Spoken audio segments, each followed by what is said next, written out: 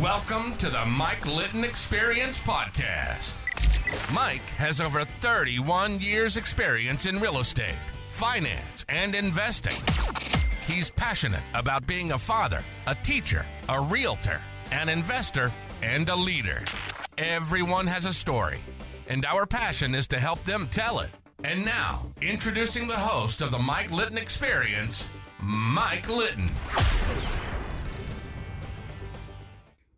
So what can you expect from the Mike Litton Experience? You can expect stories that will inspire, motivate, advice that will sharpen your focus, and expert information on real estate, finance, and market conditions. Okay?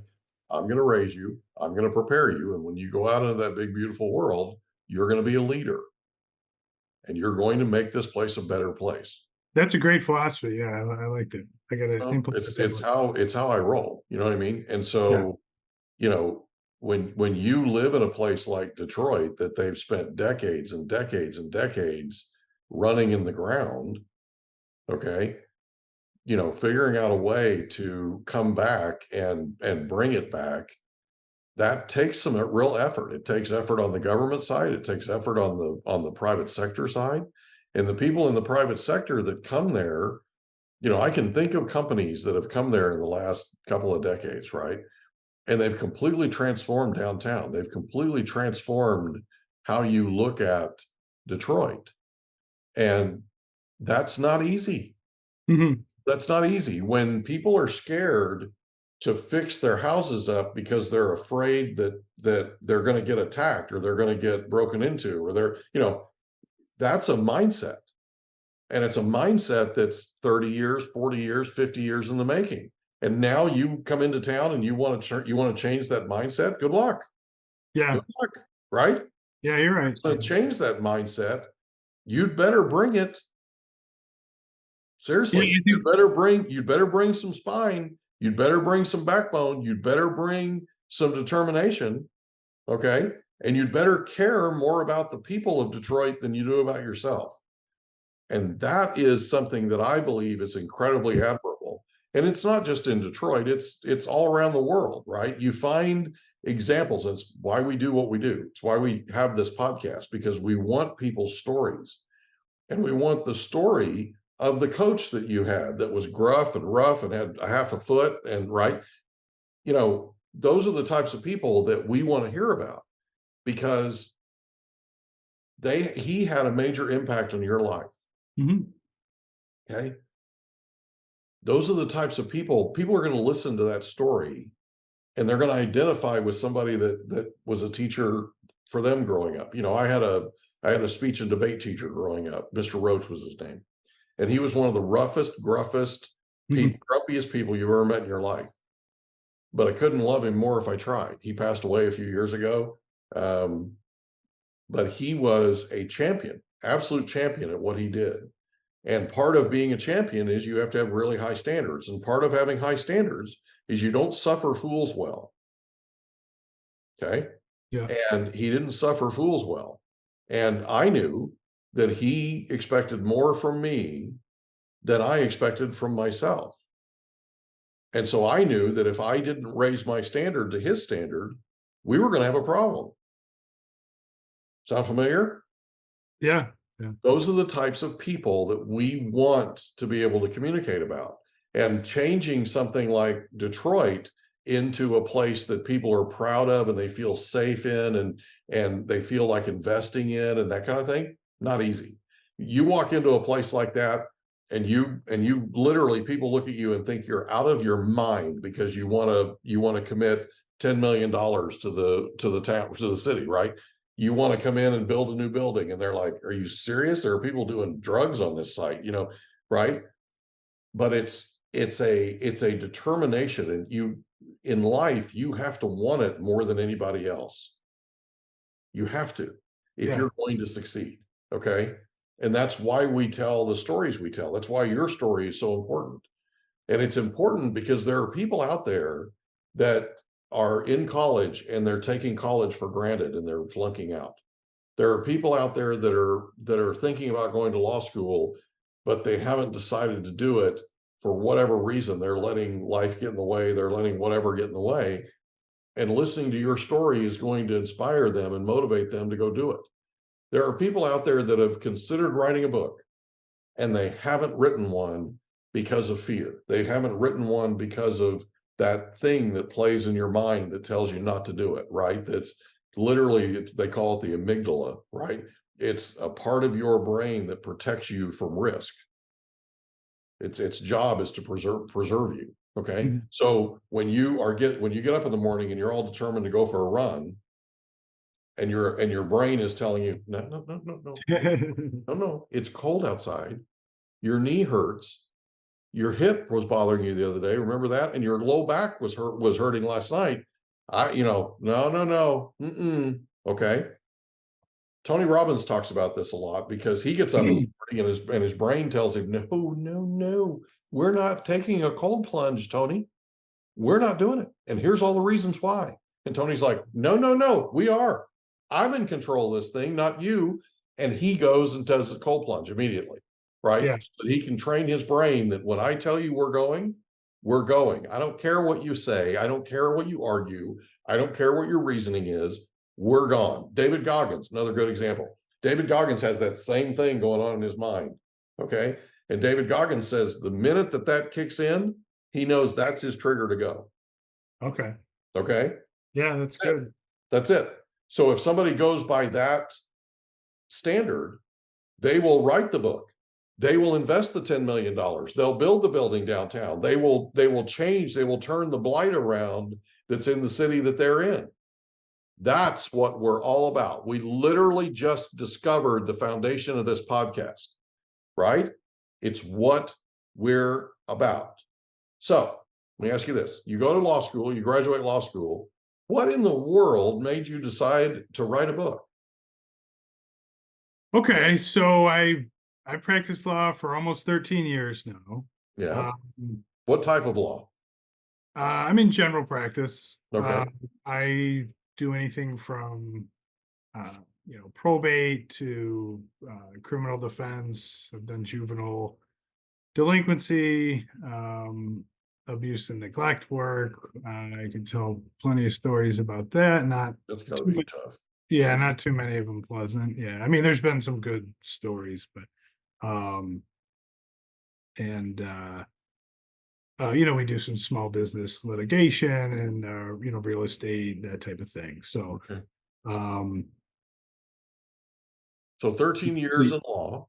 yeah, 13 years in law. What happened? What happened that made you want to write the book? Basically, I had kids, right? The short Okay. answer to that is I have two beautiful kids, How old are they? 4 and 6. My daughter's Okay. and my son is 6. Okay. And they're reaching reading age. And Yeah. okay, like, and I don't know. I guess I just got the bug. Like, okay, what if because I've always just done expository writing, for Okay. work and school, Mhm.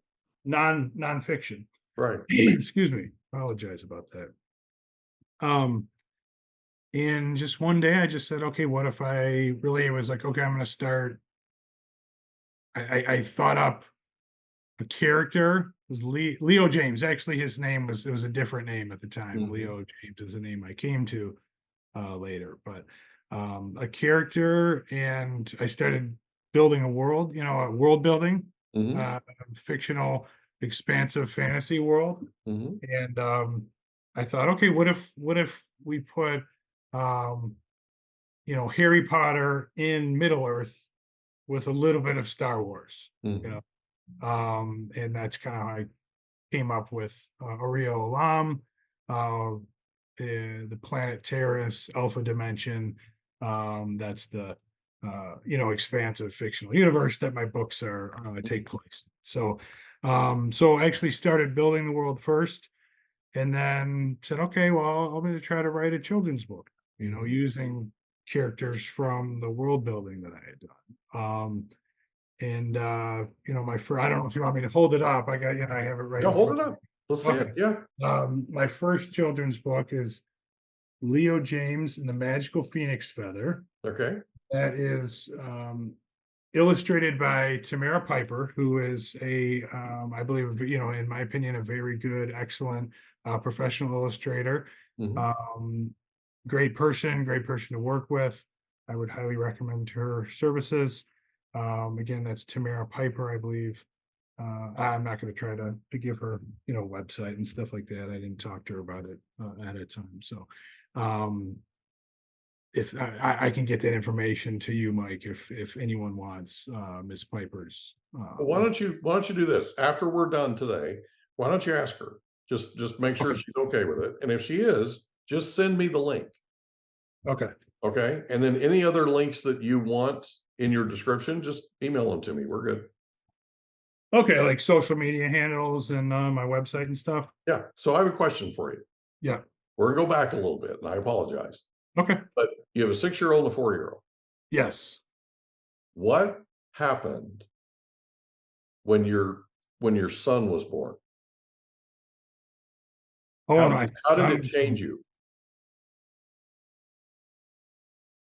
I honestly, it felt like, and I don't know, I don't want to say it like that. That's It's okay. You can say I whatever you feel. I know that everything I did before in my life before he was born mattered and Yeah. matters, Yeah. and has impact, and real connections with people, and uh but everything changed. It seems dim Yeah. compared to after he was born. Yeah. I agree. Everything changed. It's just like Yep. completely different. Yeah. Yeah. Uh, So all the parents, all the dads and moms that I've talked to on this podcast and outside of it, I ask them all the same question. And every single one of them tell me that their world completely changed. oh yeah. Everything Definitely. changes. Everything. Like you Yeah. do everything differently. Right. And Everything. Yeah. and I'm glad it wasn't just me. Right. Because there was a time when I thought, wow, I'm not sure anybody else has felt like this. Mhm. But I've met a ton of people that have felt just that way. And what you've done before your children arrive is the foundation that you've built of your life, right? It's Oh yeah. it's basically who you are, right? And the things you learned and all that kind of thing. When I was 18 years old, I was talking to my dad and he said, "You're looking at me like right now like I'm an idiot. And one of these days I'm going to be a genius in your eyes." And a few years ago, I had to call him and tell him he made genius level. That was a big moment for him. Yeah. Okay. But my dad was a champion, absolute champion at drag racing. And my mother got pregnant with me and he shut it down Okay. Good because move. it was too much risk. Right. Back Yeah. then, people were getting killed and, right. They didn't have the safety things they have today. So I grew up in a house in Oklahoma that had trophies that were this tall. I mean, 5, 6 feet tall. Yeah. And they were in the attic. He never brought them down. Okay.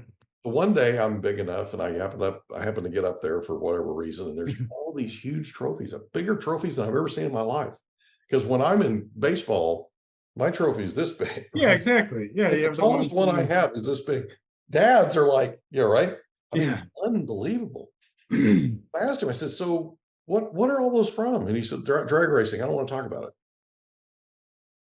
That was the whole conversation we had. Yeah. They're drag racing trophies, and I don't want to talk about it. I got you. Okay. Yeah, there was stuff that I had to. Oh, sorry, I didn't mean to cut you No, off. it's okay. It changed his life Exactly. completely. Yeah. Okay. Because the way you look at things, now you're responsible for somebody. Now and it's a life, right? And you're now responsible for a family and you're right. Yeah. Different I way of looking at the world. I never felt vulnerable. I mean, I know I was. I mean, we're all vulnerable, right? Nobody's Yeah. invincible, but I never felt vulnerable until Not I that way. became a father. Yeah. Not that way. I've never felt like helpless in the way Yeah. that helpless is the wrong word, but that I can't control everything that Right. like that could possibly happen to this human being that Yeah. I love and who it's my responsibility to take care of, Yeah. and that is a frightening, frightening thing to realize. Yeah. Wait till he goes out for football. I don't think his mom is going to okay football. You spend your whole life protecting them. Yeah. Okay. And they decide their freshman year to go out, or the summer in between 8th and 9th grade year, to go out for football. My son wasn't even a football fan. Turned out his best friend wanted him to go out for football with him. Okay. And this kid was not a football fan. And I would watch him play football, and I would watch people give him cheap shots. I found out what blind rage was, by the way. Yeah. I made it from the top of the stands down to the side of the field, and I don't remember going. Okay. I don't remember the trip. Yeah. I was stone cold sober. But I watched a kid cheap shot my kid, okay? And all of a sudden I realized, like, I kind of woke up from it, and my wife is like, you can't go on that field. You have to come back to the stands. You have to come back. She's pulling on me, right? Yeah. And all of a sudden I realized, wow, right? Yeah, that would be only bad. It was scary because I literally do not remember going down to the field. I remember going back up, Mm-hmm. but you spend your entire life protecting them, right? Yeah.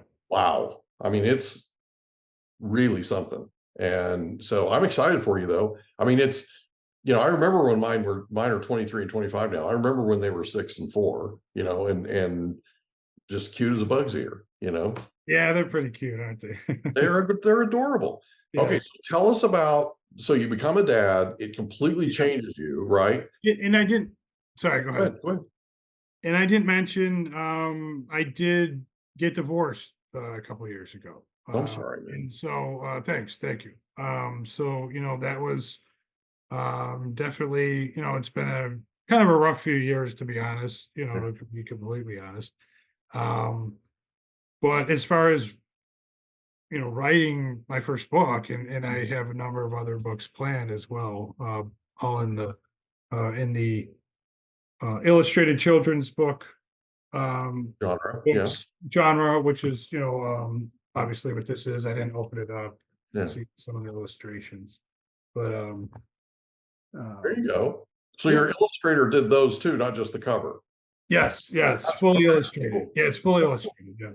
I'm also working on a middle grade series called Leo James and the Runestone Compass, which first one will hopefully be out maybe middle of this year. I guess we're already at March, so maybe it'll be a little bit later. Well, when you're ready to release your next books coming out, come back on and we'll talk about it.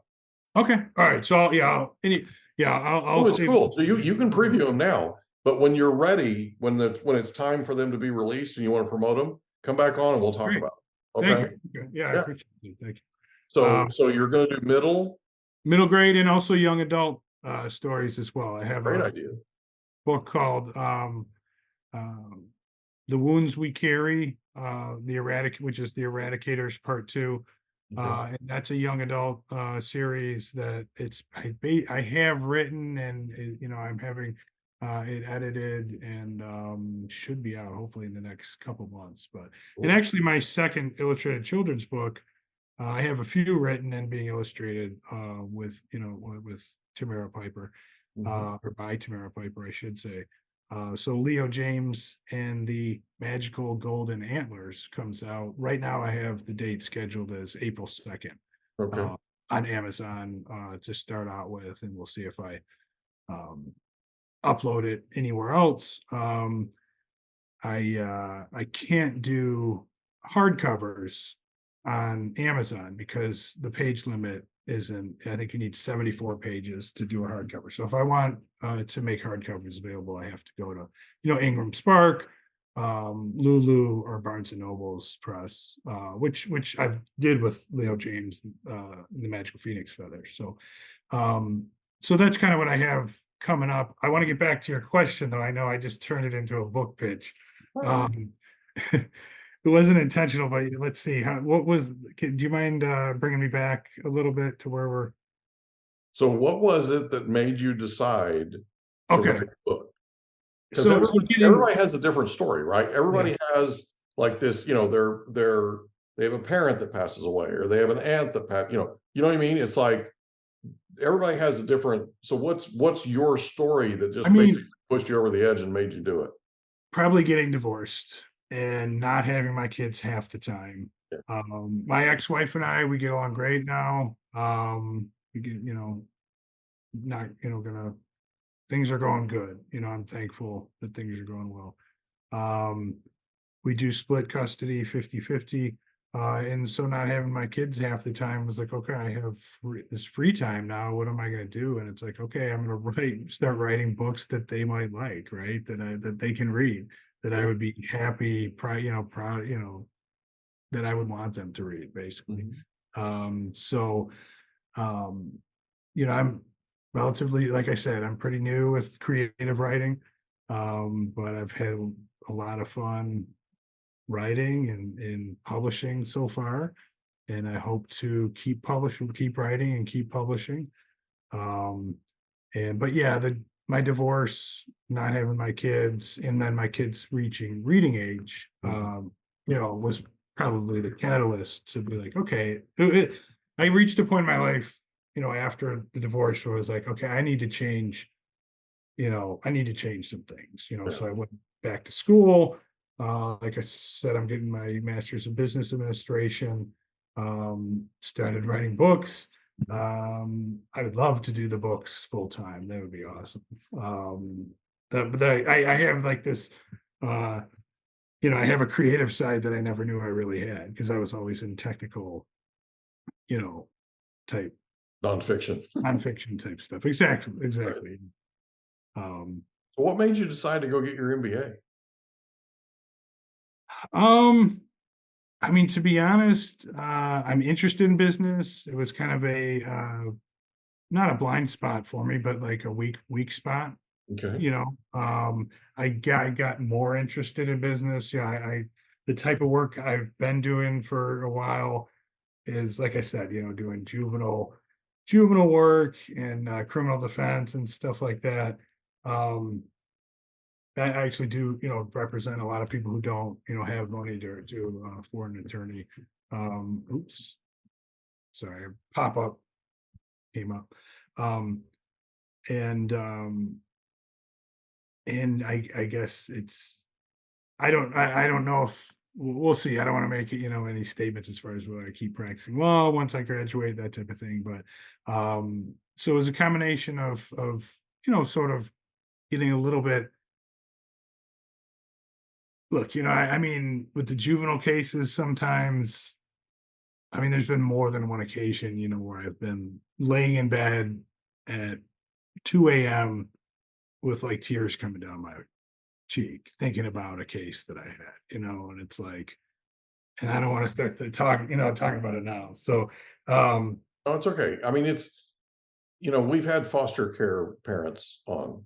yeah, We had a gentleman on that's legitimately one of the foremost experts. He actually started the Foster Care Institute, um, and talked about some of the just unbelievable things that some of these teenagers are going through, and some of the things that they've gone through growing up. And it breaks your heart, man. it It breaks your really heart. is. It really is heartbreaking. It's And heartbreaking too. it's okay that maybe you want to lean towards doing more business law Yeah, instead of necessarily things that make you cry at 2 a.m. I mean, that's exactly. okay. There's nothing wrong with that. And I did my tour. Yeah, it's hard. It's hard, and it's I think and I'm just going to tell you this. I'm hallucinating that it's harder now that you're a dad. That was when I stopped being able, not immediately, But it but like completely changes. You know what I I mean? stopped being able to do the juvenile, Yeah. the abuse and neglect, once I became a father. Because it's one thing when I didn't have kids, and it's strange because when I first started doing that work, I mean, I mean, of course I wanted to do the best job possible, and I always want to do the best job possible for my client, and represent their interests in the best way possible. Um, which isn't always, how it looks in the movies and TV shows, where a lot of times you're just trying to prevent somebody's life from completely collapsing, Yeah. right? You're trying to mitigate that and say, okay, yeah, you screwed up. I mean, I'm not the one saying it, but Yeah, you screwed up, but we're going to try to stop your life from just completely falling apart. Keep your right. job. Hopefully you can keep. I want to keep your job. I want to keep you out of jail. I want you to keep your kids. I want to keep your family together. Um, We're gonna throw a Band-Aid on this hemorrhage and see if we can get it to coagulate. yeah, yeah. But I mean, as far Rough, as man. my, It's rough yeah. because you're coming in after the fact, Oh, sure. It's you know, reactive. and all I'm this damage has been done, and now your job is to try to help them put it back together, exactly. I see what you mean. you Yeah. know, and you know, and then when you have your kids, you're looking at your kids and you're going, Yeah. And you so know, it's and rough. so it was easy enough for me to see these cases as like a number on a page Yeah, when I first started doing it. yeah, And then I started visiting more. I started actually representing children in the process, visiting the kids, seeing their environment, that type of thing. That started to change me. And then when I had kids, and I couldn't see the case as just a number anymore. I couldn't see it as just, something, litigation file, rough, Um, and, rough. and believe it or not, I think I was better at it when I did see it as a number because it wasn't personal, So once it became personal, I stopped doing the juvenile work. Well, and the stress is like enormous. Yeah, yeah, So, I mean, it's okay, right? That you're trying to improve your life. That's not a bad thing. I mean, it's important that people understand that, and there's something to be said for this in that if you keep going down the same road you're going down, it's the definition of insanity, right? But you keep going down the same road that you're going down and you're up at 2 a.m. in the middle of the night crying, that affects everything. It affects you as a yeah, dad, it affects you as an ex-husband, it affects you as a business owner, it affects you as a son. I mean, it affects everything, right? And eventually you have to get to a place to where you recognize, okay, we need to realize what this is, we need to pivot a little bit, and we need to go this way. Okay. Nothing wrong with that. What so many people fall into is they deny what you're hearing, what you're feeling, right? They deny it, deny it, deny it, and then something in their life blows up because of all the stress. mhm, You're doing something that's proactive and healthy, okay, versus what a lot of people do. So, I mean, it's a real credit to you. So there's nothing wrong with it. So we've got the Leo James, the first book out. yeah. We've got some more books coming, and you're writing a book. You've got a book that's been in editing right now that's for high schoolers. Is that what I heard? Yeah, young Young adult, adults? 12 to 18 Okay, is the age range, I would say, yeah. that's cool. Um, That's yeah, gotta be a little bit of a release too, to go through the stress that you're going through and then be able to sit down and write stuff and get it off your chest, yeah. and and sort of jump into that. Leo James' world is a made up world, but it's probably a pretty comforting place to be.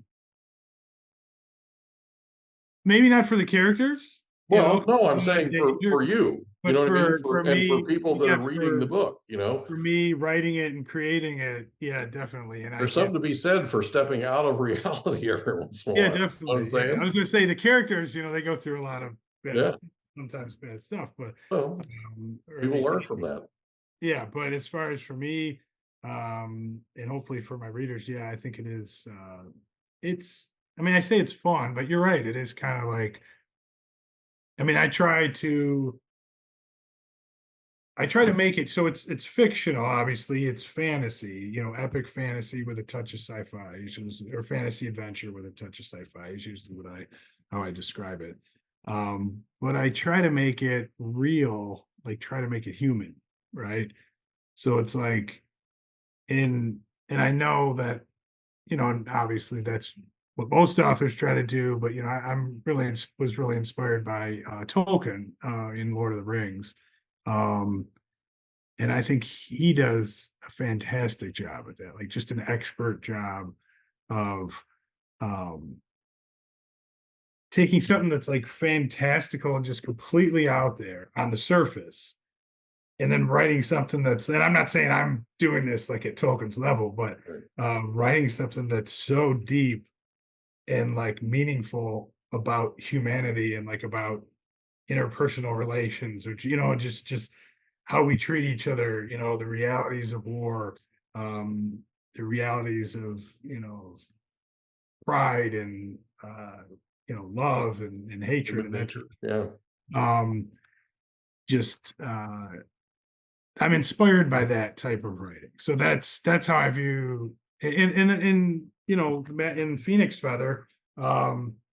It's fantastical. It takes place in Alpha Dimension, in a fantasy world, but it's basically the issues it deals with is courage, facing your fears, bravery, when you're afraid, friendship, and helping others. In this case, helping animals, and helping an animal, but I think it applies to helping others in general. So that's kind of the idea, especially with these children's books. I have no qualms with putting actual, just straight up moral, like moral teachings in there. Hopefully it's subtle enough that it's not, it's not. So how proud are you that you wrote your first book?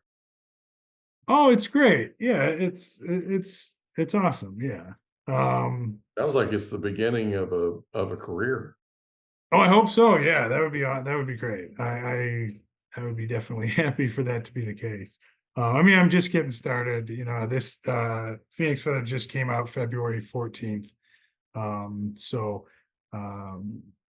It's doing well though. It's let's see, last I checked, I want to say it had 23 reviews on Amazon with 4.9 out of 5. So that's not bad.